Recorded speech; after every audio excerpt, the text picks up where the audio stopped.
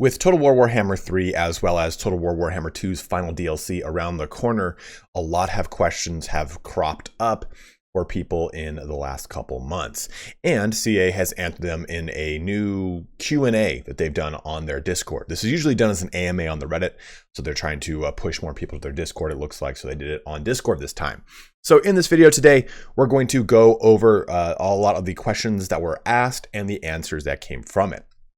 But you don't have to sit through the whole video. I'm just going to summarize all the big things that happened, and then you can decide to sit through the video and look at those finer points if you so wish, and my kind of reasoning or speculation or talking further about those points. But here is the quick summary. Here's the spark notes for the entire Q&A. So Norsca may be getting an old world update before or after Warhammer 3, but it is at least thought of, and they've mentioned it as something they want to do in the Q&A. That's quite huge, and I wanted to hit that point up front. You don't need to stick around if you don't want to. If that was the news you wanted, you're good to go ahead and pop off. But the Warriors of Chaos will not be getting, Warriors of Chaos from Total War Warhammer 1 will not be getting any update to their roster as far as monsters or legendary lords go. So none of the new demon legendary lords or the new demon monsters will be added into the Warriors of Chaos roster on the release of Warhammer 3. Nothing was said about God-specific units, though. So like Khornate warriors, stuff like that, they didn't mention those, but that's a little bit of pretty critical information. Magic resistance has been changed to spell resistance. Magical attacks will now bypass physical resistance, and spell resistance only affects spell damage. There's no flying units for Kislev, which is unfortunate, so no Hawks of Misha or anything like that. The ability to toggle flying is something that they're working on but can't kind of get right 100%, so they can't give a definite answer of yes or no to whether or not it will be in Total War Warhammer 3 just yet. The mysterious snow leopard is both a recruitable and a summonable unit for Kislev. There will be no Creative Assembly Custom Khorne demons outside of the model range from Games Workshop. Bloodthirsters can be either exalted as a lord or just normal Bloodthirsters as a unit. Katarin will have Frost Fang and her Crystal Cloak. We've seen those in the Brass Citadel fight. Kostaltyn is a support character with prayers dedicated to the major gods of Kislev, Ursun, Dazh, Salyak, and Tor. And the mace he has, the special mace, increases his weapon strength when he's under 50% health, which is pretty juicy. Scarbrand has two weapons, Slaughter and Carnage. Original, the way a Khorne is, but his twin axes, which increase weapon skill with each kill on the battlefield. That sounds pretty juicy. I love that. There will be no extreme unit size in Warhammer 3. And then lastly, one of the other ones is lighting and the engine as a whole have been improved for Warhammer 3, which will reflect the Warhammer 1 and 2 assets as well. That was a big critique of Warhammer 2, especially if you saw Mandalore Gaming's review. He was saying, hey, going from 1 to 2, there's a huge jump in the way that lighting works, and they've addressed that. It looks like, at least the way this question was answered, for Warhammer 3, and it will be retroactive for the assets in Warhammer 3 from 1 and 2. But that's the quick and down and dirty Spark Notes version of the Q&A. And if that's all you wanted to know, that's all you needed to know, go ahead and leave the video if you so wish. Before you do, though, please don't forget to like, comment, and subscribe. All those things in varying degrees really help out any content creator you watch. Whether it's me, whether it's Turin, whether it's Indie Pride, whoever, does help us out a ton. But let's go into the Q&A and each individual question and answer. So I've done this a little low tech here, and I've roughly grouped these together in the ones that talk about similar subjects. Like, okay, if it's all Khorne related, it should be the ones that we talk about first. But to hit this one on the head, with new units like the Bloodthirster being added, will there be additional options for enhanced control of flying units, i.e. manual toggle between flying and landed? We are looking into it, but there are a fair share of problems to solve with it, so can't give a definite yes or no answer just yet, says CA Duck. So hopefully we will have an answer for whether or not there will be toggleable flying. I know it's something that we've all wanted for a long time, even since Warhammer 1. So it would be a huge boon to the game. But we're going to have to see if they can, I guess, technologically, quote unquote, do it if it's within the constraints of the code or whatever it is. So hopefully this is something they can get sussed out by the launch of Warhammer 3, which is supposedly the end of the year. It feels like this might be pushed back at this point, but we'll find out, I guess, as we get closer to that end of the year date and find out more about the release date, hopefully. But this kind of covers our manual toggle ability. But talking about the Warriors of Chaos roster here, will there be a rework of any current monsters from the Warriors of Chaos roster? Example, gore beasts, warhounds, giants, trolls. No, not at least for Warhammer 3's release. And this piggybacks off of, oh, well, this is not the same question I thought it was. There was another question about Legendary Lords where they said the same thing. So it looks like for the launch of Warhammer 3, it won't be in the game. Or at least any of those new units that are beasts or monsters won't be added to the Warriors of Chaos roster is what I meant. So interesting. I don't know how I really feel about that. I think that using bloodletters in a Warriors of Chaos undivided army makes sense. Now, if there is some sort of undivided faction being added in Warhammer 3 in specific, that might change things. But I feel like the Warriors of Chaos faction that we already have is the undivided faction. So I guess we have to see how that plays out. Is every unit for the Khorne and Kislev roster now revealed via the trailers and gameplay videos, or do we still have surprises left to reveal? Winky face, so we already know that a certain percentage of both the Khorne and Kislev rosters have been revealed. We don't, apparently that the percentage that I had heard in the past of like, oh, only 40% of the Khorne roster and like 60% of the Kislev roster, it wasn't true, it was hearsay. So only a portion's been revealed. We don't know what. Hopefully we'll find out soon. We're due that. We should have already heard what the Kislev and Khorne rosters are, so we'll hopefully be hearing about that in the next week or two. They've said that they won't be at E3 revealing anything brand new, so unfortunately nothing new coming from E3 to look forward to. But are the new Chaos factions able to recruit Legendary Lords from the Chaos Warriors DLC? So that's what I was talking about. So no, at least not for Warhammer 3's release. So if you are playing as, let's just say, the Khorne faction, you cannot recruit Kolek is what it looks like, or you cannot recruit Archaon. And I'm wondering how this is going to work out when they, or if they, because we don't know if there's going to be other mortal lords that we haven't seen for the new Chaos factions, but if they're going to do something where, okay, hey, the mortal lords are now recruitable for each faction respectively. So I guess we'll have to see how that kind of plays out for future DLC for Warhammer 3 and its Chaos factions. Will Khorne be a Horde faction? Nope. Which is interesting because we already know that Warriors of Chaos is. So I wonder if we'll be seeing all of, or at least some of the new Chaos factions being some a Horde, some a different way, so on and so forth. So I think this probably answers a bigger indicative question of how will the new Chaos factions operate on the campaign map. Will they be, will one of them be a Horde faction? Like maybe Nurgle is a Horde faction as it moves from location to location, spreading plague. Who knows? But we know Khorne shan't be a Horde faction. And personally, I don't want to see any of the four be Horde factions until we get the Beastman rework. And the Beastman rework, if it somehow like drastically changes my mind on Horde factions, I just think the Horde faction thing needs to be dropped. I think it's a cool idea on paper, but I've yet to see it properly executed, even across some of the historical things, like when we look at Rome or Attila. I know they tried to really slam it into the Amazons in Troy, but I just kind of don't find it as fun. Maybe it's just me and I like painting the map, as it were, but the Horde faction mechanic as a whole needs a complete rework from the ground up. And until we get something that really blows my mind, I think Horde factions can just not be there and I'd be okay with it. But that's just my personal opinion.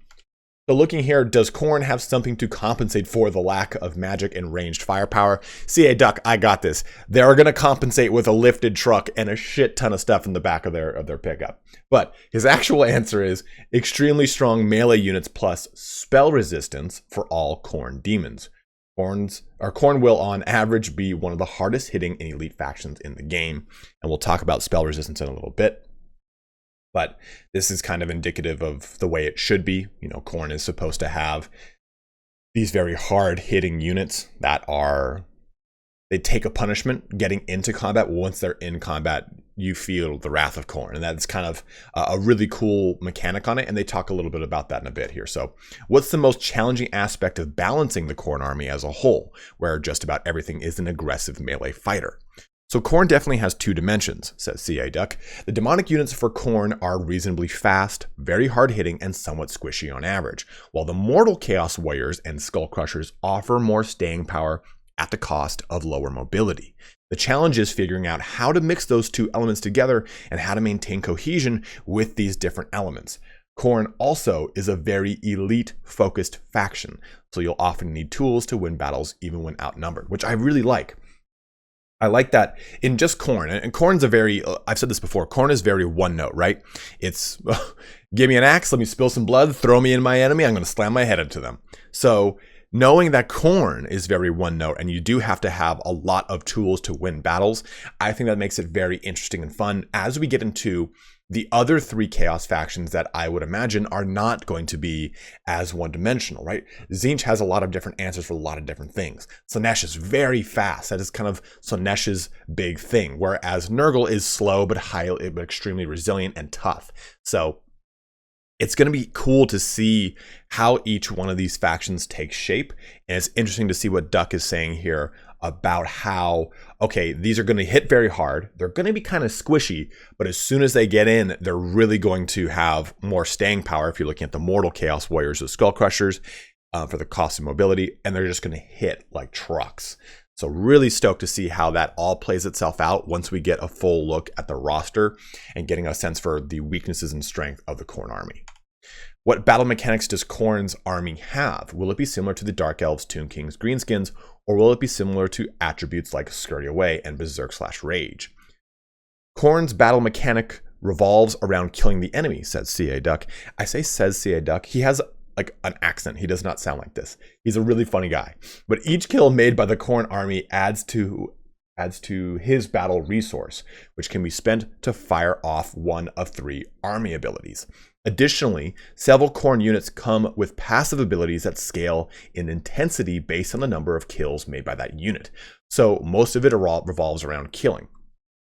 So I'm going to reread this part here again. Each kill made by the Khorne army adds to his battle resource, which can be spent to fire off one of 3 army abilities. So this is the Blades of Khorne Age of Sigmar army book, or a battle tome rule brought into Warhammer 3.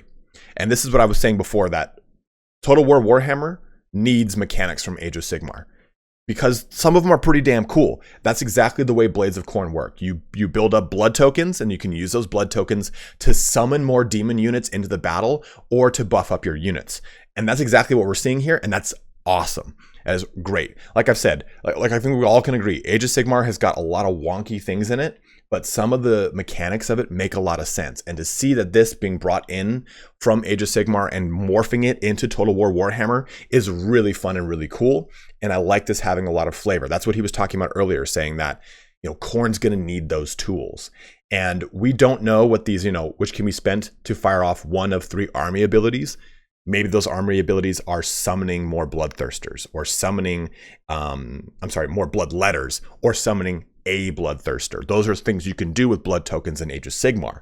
So I'm really stoked to see how that works out. But the passive abilities at scale is pretty cool too, knowing that, hey, this unit is mulching through other units on the battlefield, and it is getting stronger and stronger and stronger. Sure, it's losing troops and becoming weaker as a kind of a counterbalance, but to know that, like, these chosen Chaos Warriors with 2 axes that are buzzsawing through Skaven slaves are getting engorged. You're basically feeding, if you think of it like a League of Legends terminology, right? You're feeding this unit, and it's going to get fat and strong off of it. And that's what CA Duck was saying earlier, or which he will say about Scarban in a little bit, about, like, don't feed. If you feed Khorne, Khorne's going to get strong. Become corn-fed Khorne. So taking a look here, have we more than one kind of Bloodthirster? There is an exalted Bloodthirster and then just a normal Bloodthirster, which is a Lord and unit respectively. So Lord for exalted Bloodthirster and then unit for the Bloodthirster. Will Khorne have an additional generic Lord at launch aside from the exalted Bloodthirster? Yes, but we can't go into detail about it yet. So this might be a mortal Lord that we were just talking about a second ago. We don't know the presence of mortals in these Chaos Demon armies. As far as leadership goes, we clearly see them as respective Chaos Warrior units. So it'll be interesting to see if we actually get like a exalted Chaos Lord of Khorne, something like that. Will we see any Khorne demons not currently in the GW model range? No, we will not. And does Skarbrand's Rampage aura affect all units or high leadership units or units like Heroes Lords immune to it? So at the moment, it's an active ability with a limited duration, but it may change. Development is always subject to change. And there's a piggyback to this. Let's read the next point too. For Skarbrand's Rampage aura, what does weak-willed mean? Does it mean it only affects units with low leadership, or are lords and heroes immune to the Rampage aura? So he has a Rampage aura that is a activatable. It kicks off, and it will rampage anyone that is weak-willed. And that means anyone under 70% health enters a rampage. That can be brutal, and I love it. I love that's the way Skarbrand's Rampage works, because it's all about his lore. Like, he just comes through the area and just sends people into berserk rage. I love that they've really kind of dipped into the flavor of Skarbrand there. Can you tell us more about the Blood Throne? As in tabletop, it was a mere mount for the Herald of Khorne. So I would like to know two things about it. What is his special ability? Is it a normal unit, and who can use it as a mount? Also, as a follow-up to this, where is the Herald? I've seen the Blood Reaper as a hero. Does that mean the Herald will be a Lord option for Khorne? Oh yeah, I totally forgot about the Herald when it comes to Lords. So that could be the other Lord option they're talking about. It could probably be like a support hero, if anything. But the Blood Throne comes with a Totem of Endless Bloodletting aura, increasing the melee attack of units around the Blood Throne, plus its Gore Feast ability allows it to heal while in melee. The other questions will get answers with the Khorne roster reveal. So Khorne's obviously going to have very limited healing capabilities. And if you keep a Blood Throne around a unit that is really racking up a ton of kills, it helps counterbalance the fact that as the unit fights more, it gets weaker health-wise, but it gets stronger in its damage. The Blood Throne counteracts that by healing it at the same time as what it looks like from the Totem of Endless Bloodletting. So Khorne can have some pretty awesome wombo combos, it looks like, when you stack certain units with certain things in certain auras. And I'm stoked to see how those auras will play into each other. This was one that people brought up a lot in the Brass Citadel thing. Why are horses, and specifically Chaos ponies, so small in this series? So the horses are relatively small for Chaos because the riders are massive. We are looking at correcting it. I don't know what this means. Apparently this question was deleted after the fact, so I'm not sure if the riders are going to be made smaller, if the horses are going to be made bigger, or what this overall means. But it's worth noting because a lot of people brought this up, so I wanted to look at this question and this answer. Is the Snow Leopard moving kind of away from Khorne and into either both General Warhammer 3 or Kislev? Is the Snow Leopard unit a single entity or a group of them? It's a single entity. And then is the Snow Leopard a unit or a summon? It's both. So nice to see there. Now, what kind of abilities can we expect from Kostaltyn? Now, this is the other character we've seen for the Kislev Legendary Lords. He comes with 4 Kislev Patriarch hymns, 1 each for Ursun, Salyak, Dazh, and Tor. So we already saw Ursun and Salyak's hymns. Salyak, I believe, was the heal, and Ursun, I think, was a charge bonus. I can't remember overall the other bonuses of it. But these are area of effect support abilities offering a toolkit of both healing, vigor restoration, leadership buffing, and melee attack buffs. Additionally, Kostaltyn has a host of passive abilities that buff units around him when he is wounded, and other passives that make him exceedingly hard to kill. So Kostaltyn, while he might just look like Warhammer Rasputin, looks like he's got some fun support abilities at least. And I think that I would really like to see stronger support characters in Total War Warhammer.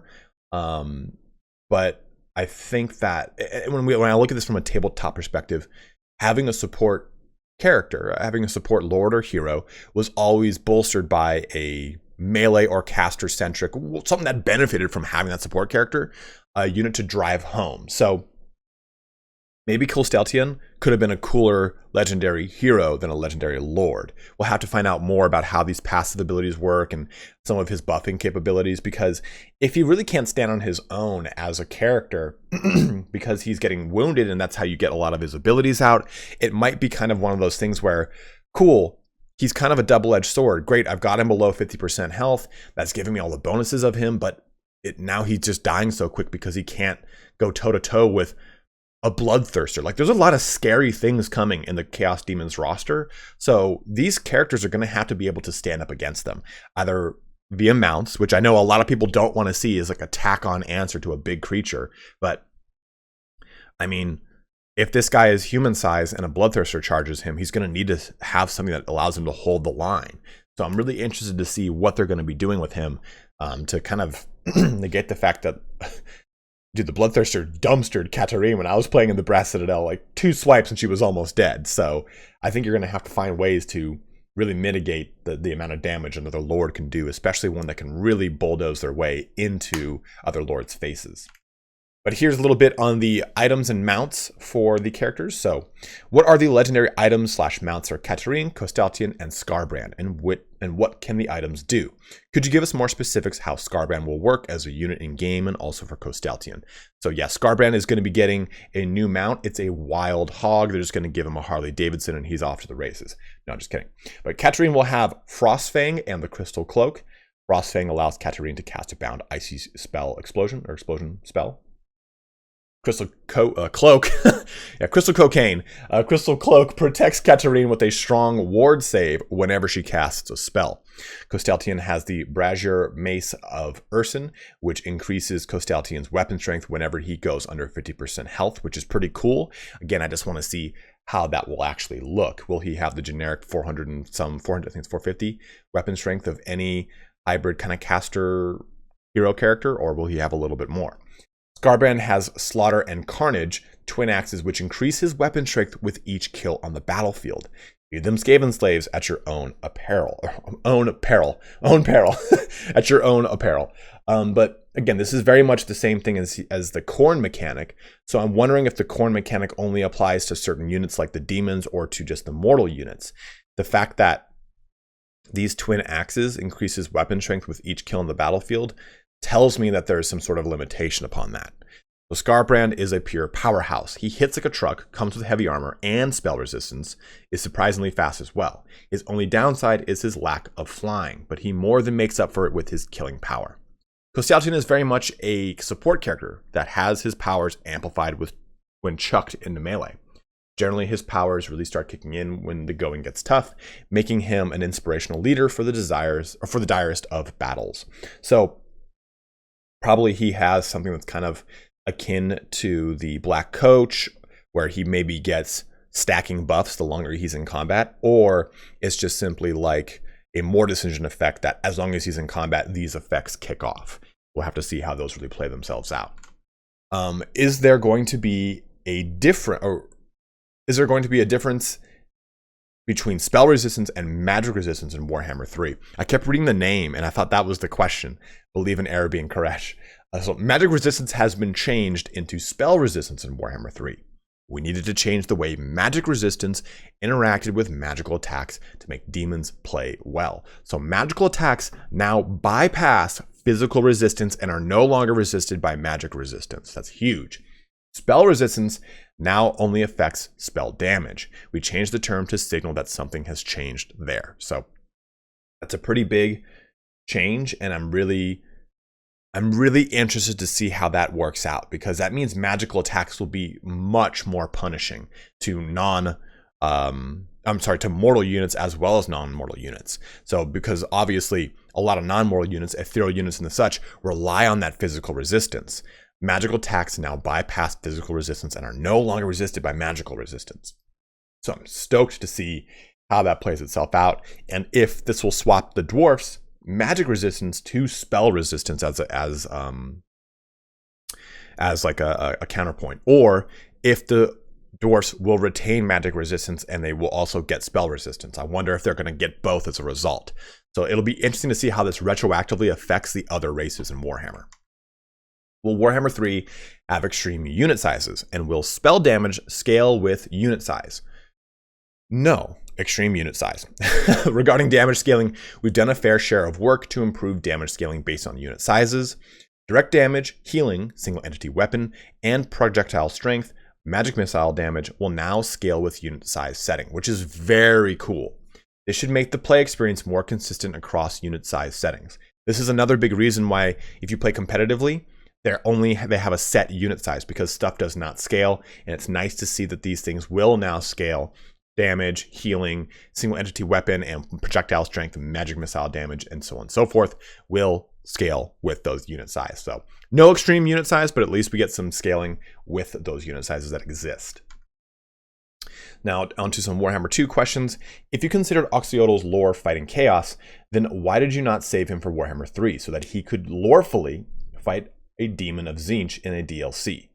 There are a few key Lizardman units still to come, so we wanted to get them into Warhammer 2, and Oxyodal made the most sense to go up against Beastmen for our final pack. I mean, I understand where the question's coming from, with Eric here, where he's saying, why couldn't he fight the demon of Tzeentch? In the lore, he already killed that demon of Tzeentch. Like, he's already won. So I could understand CA wanting to kind of just keep it in 2, and obviously Beastmen are still agents of chaos in their own way. They're not directly under that Warriors of Chaos banner, but at one point it was the Hordes of Chaos, and you got to choose Chaos Warriors, Chaos Demons, or Chaos or Beasts of Chaos. You got to choose either one of them depending on which edition you were playing. So I think, personally, Oxyodal would not have been my first, not even my third pick for a new Lizardman Legendary Lord. But if they're going to keep it here, matching them up with Beastmen, I guess it makes sense. It'll play. I would have rather have seen Teto Echo, I think, or even Chekox. But at least Oxyodal is fighting some form of demon. And if you guys remember from my Oxyodal video, if they put him in the new regions that are east of the World's Edge Mountains, then that hopefully means with Warhammer 3's combined map, which I've dubbed the Immortal Empires, we'll have him placed somewhat close to a demon presence. So if it's kind of like, oh, this is all ramping up towards something in 3, I can kind of give it that pass. But I do understand where this person's coming from, saying like, why didn't you just wait for 3 when he could have been popping in and out of Koresh and fighting demons around there and so on and so forth. So I understand where that reasoning is coming from. Will there be an update to the lighting on Warhammer 1 races and ethereal units in Warhammer 3, going back to a darker look? Green Knight and others look very bad in Warhammer 2 lighting, at sunset especially. We have improved the engine and lighting system for Warhammer 3, and this should be reflected on the Warhammer 1 and 2 assets in the game. So stoked to hear that. I think we can kind of look at Total War Troy as that guinea pig, that first taste of what that Warhammer 3 engine is going to be like. Warhammer 1, when it first came out, was poorly optimized. Same thing with Warhammer 2. But Three Kingdoms, as well as Troy, were both very well optimized out the gate. So I think that Warhammer 3 will be getting that same level of optimization. I hope. They've had the engine for a long enough time and they've been banging around with it.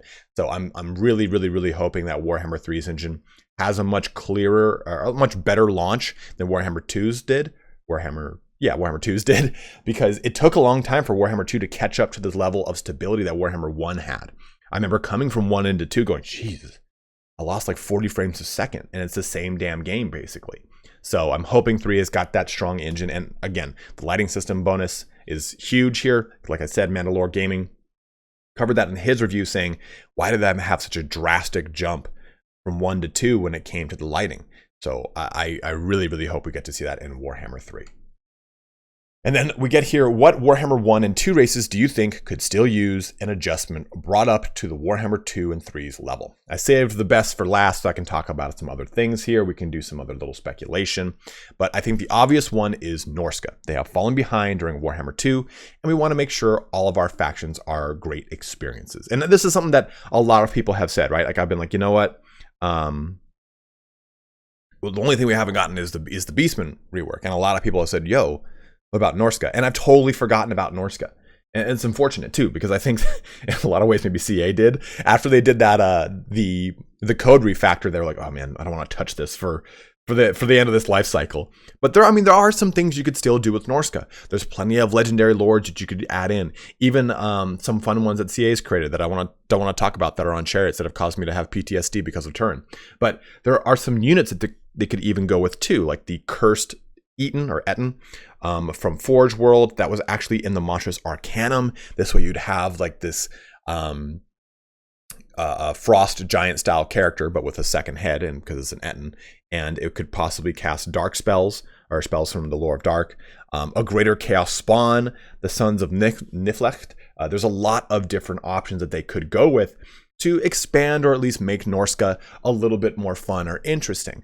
Not to mention, of course, reworking the way some of their mechanics work, and even taking their mechanic of, okay, dedicating this to the Hound or the Raven and so on and so forth, and putting that into Warriors of Chaos, so Warriors of Chaos can access some of the new Chaos faction units that it looks like they won't have access to on the start of Warhammer 3. I'm not sure. Maybe we're going to have to wait for a Warhammer 3 Lord pack that has a Mortal Chaos Lord like Valkia that gives access to the Khorne demons in the Warriors of Chaos, which I don't know if I'd be really... I think that would kind of be cumbersome and really annoying to see, so we'll have to find out how that progresses into Warhammer 2 from Warhammer 3. But I believe that's our last question. Yes, that is our last question. So guys, if you have any other questions you want to ask, and I can answer, I will. I mean, we've now seen what I've played, so I don't have any kind of cool insider information anymore. For the most part, I'm just pretty much waiting for things to come out from Creative Assembly. It's unfortunate to hear that there's nothing new or crazy happening with E3, but hopefully after that, we'll sometime get this Kislev and this Khorne roster knocked out. I imagine the way they're going to do it is just pair things up. Okay, hey, next is probably going to be Nurgle and Slaanesh, and then save Cathay and Tzeentch for last, and then just, okay, we're going to do the duo together, and then we're going to dedicate 1 month to one duo, the other month to the other duo, and then just kind of do it from there, like 2-month blast per set. Because if we're looking at the 6th month of the year, June, and if I'm thinking that we're going to have this game by September or October timeline, because it's kind of in line with Warhammer 2's launch and with Troy's launch, then we probably are looking at another 4 months of marketing content spread across the remaining 4 factions to be revealed. So it does make a lot of sense here. One month a faction with a trailer that bookends each pair of months. So we'll kind of see how that all plays out as we get closer to the quote-unquote supposed release time of Warhammer 3, if it does not get pushed back into 2022. But as always, guys, thank you so much for watching here today. Don't forget to comment, like, subscribe, all that fun action. But let me know if there's some big takeaways from the Q&A that you either really liked or you really didn't like.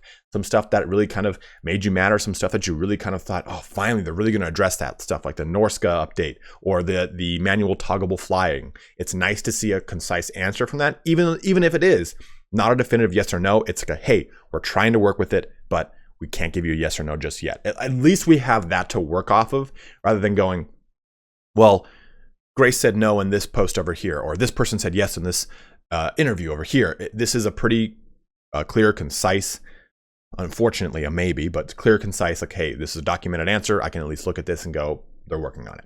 So as always, guys, again, thank you very much for watching here today. Have a good one and take care.